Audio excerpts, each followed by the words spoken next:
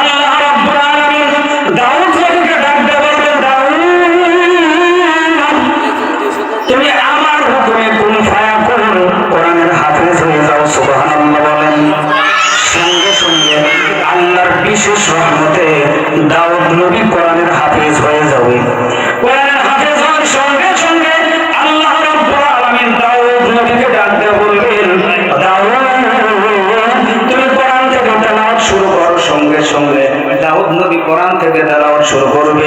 আলিফ লাম মিম, যালিকাল কিতাবু লা রাইবা ফীহি হুদাল লিল মুত্তাকিন।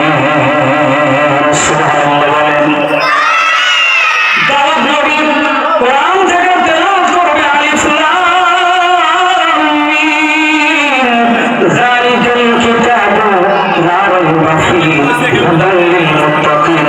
দাউদ নবীর যখন তেলাওয়াত শেষ হয়ে যাবে, আল্লাহ রাব্বুল আলামিনের হুকুমে দাউদ আলাইহিস সালামের যখন কোরআন তেলাওয়াত শেষ হয়ে যাবে, বন্ধ হয়ে যাবে, জান্নাতি শ্রোতারা সঙ্গে সঙ্গে বেহুশ হয়ে থাকবে।